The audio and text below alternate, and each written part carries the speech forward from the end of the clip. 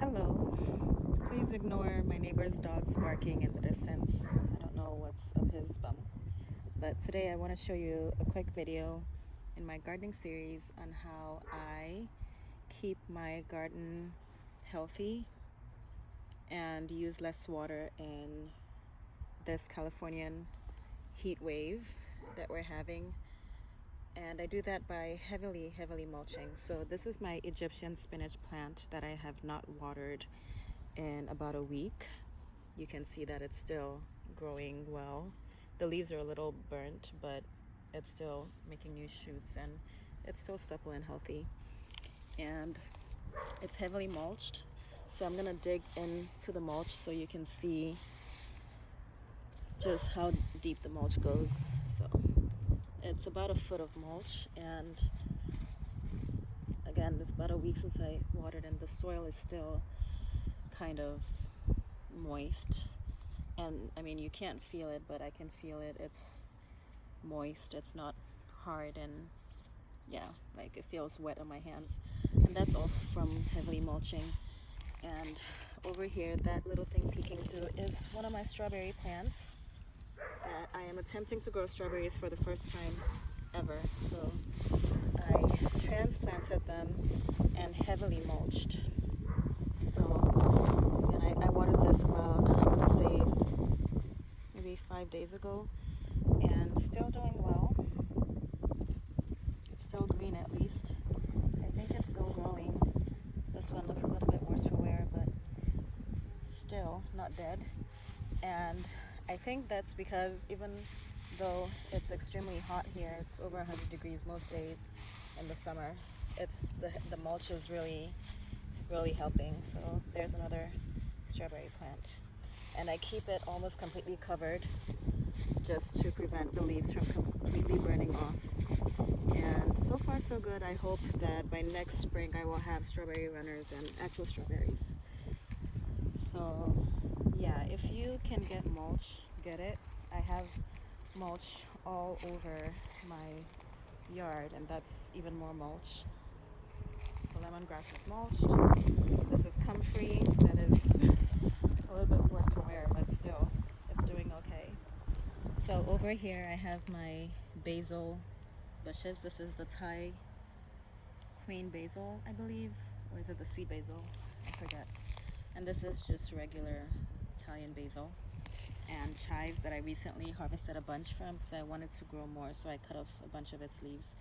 But again, I mulch heavily. It's been about a week since I deep watered this basil plant, and it has not shown any signs of, heat damage, because the soil is still, when I touch it, it's still cool to the touch, and that's just from heavy mulching. So if you're in California, highly recommend you, well, Southern California, I don't know what it's like in the north, highly recommend you mulch your plants, heavy mulch them.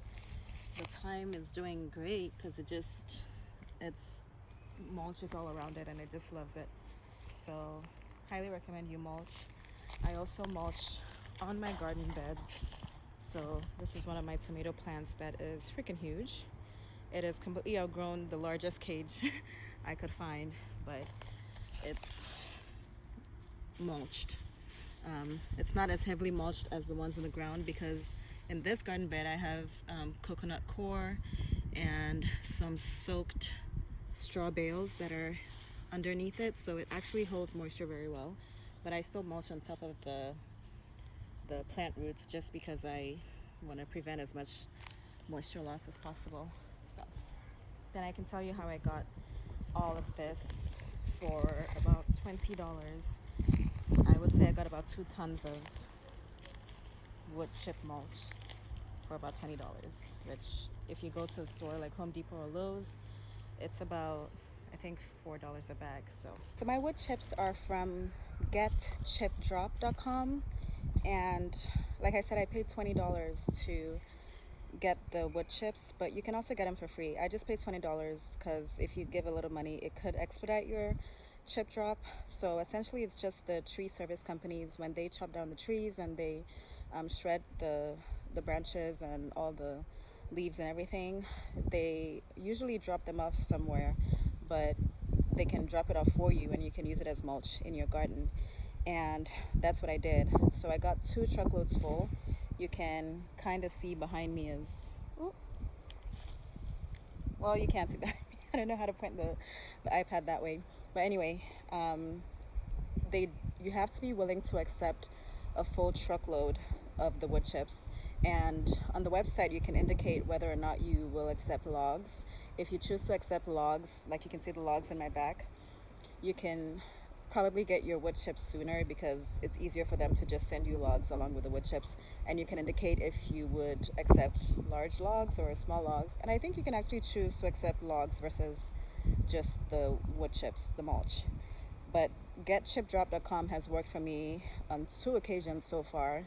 I probably got about 2 tons of wood chips that I have continually used to protect my plants and my garden.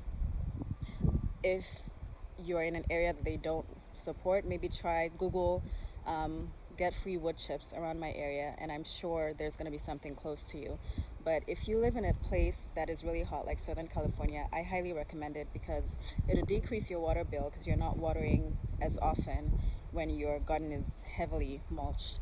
And I would try growing something easy first, especially if you just mulch the garden and the soil is not very fertile.